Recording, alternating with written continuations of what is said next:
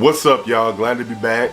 Just got done with Christmas vacation, getting back to work, and I'm glad to finally be back on here and share some more about my positivity series with you guys. Now I just want to share a little bit about kind of how my Christmas was, how my holidays were. Had to work a good bit, but the time that I did have off, of course on Christmas Day, was awesome. Got to spend time with the ladies' family, and I got to spend time with my own family. Anytime you can sit around and just spend time with people you care about, people you love, it's always a good time. Opening presents, enjoying good food, seeing each other, just spending that quality time that you don't get to spend all the time, you know, and it's just really good. So I got to experience a lot of that. Got a lot of really cool things. I got this chair I'm sitting in for Christmas. Share a little bit about how you guys' experiences and how your holidays were. Put it down in the comments down there and let me know just maybe what Santa Claus brought you guys. It's always good to hear about those things that make you happy. As for the continuation of this video, this is the second episode of my series on positivity. This time, like I mentioned back in my other video, I wanted to talk about internal and external factors.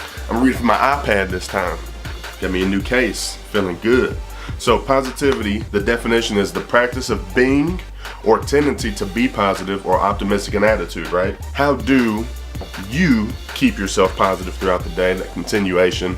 How do you work to do that? And how others or other things affect your continuation of being positive? And so, first thing I want to talk about, internal factors and how you can remain positive throughout your day or throughout your week. You might deal with your own self-doubt. You start to think about different reasons why you maybe shouldn't be positive, because that's what's going to keep you from maintaining that good attitude, maintaining those good vibes and that good feeling throughout the day. You're the one who controls that. But the truth is, it happens. You can't rely on someone else to do that for you. You can't rely on someone else to cheer you up all the time, because they're not always going to be there. And we got to do it on our own.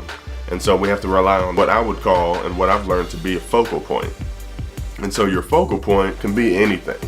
It can be a car, it can be an inanimate object, it can be a tree, it can be a sun, it can be your phone, whatever it is, you have a focal point.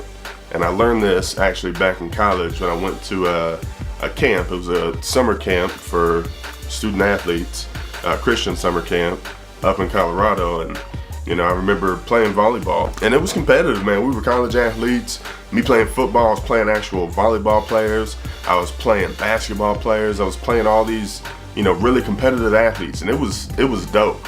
But what we talked about was, it was part of the training for that, and having a focal point to remember God and to have Him as a center point of your sport. So when you get pissed off, or when you get so competitive and just fired up that you start to forget respecting the other athletes and respecting others, that focal point brings you back in. You say, that's right, I don't have to worry about what this person thinks of how I just played right there, or what I just did, or the decision I made, because it doesn't matter what they think. All that matters is what God thinks about that. Bringing that to our daily lives, you have your focal point, and that's what brings you back to that positive state. And when you're going out and that person cuts you off in traffic, and you get so pissed off, and you're like, ooh, and then you think that hitting that gas and going up there and cutting him back off, you don't do it, because you think about what you have to lose. That focal point keeps your focus, and really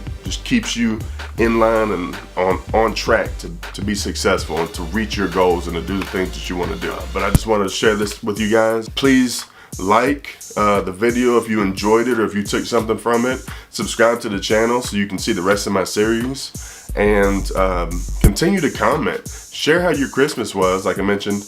Share what gifts you got. Share what your focal point is. Just let me know in the comments down below. Check out some of my other videos. I have one video right here. Go ahead and check that out. That's my previous video on positivity. And then down here is another video that's actually just a video that I did on a review of a camera I purchased. It's the Osmo Pocket. You guys may have heard of it. Just walked the dogs one day, and I just wanted to test it out, check the mic, check the audio. But it's just a little short review. It's only like 3 minutes long. Let me know what you guys think of that. Right here is where you can subscribe if you want to. Check it out, and that way you can catch all my series on positivity, plus some of the other videos I'm going to do in the future. I look forward to doing my next video with you guys. I appreciate you guys. Peace.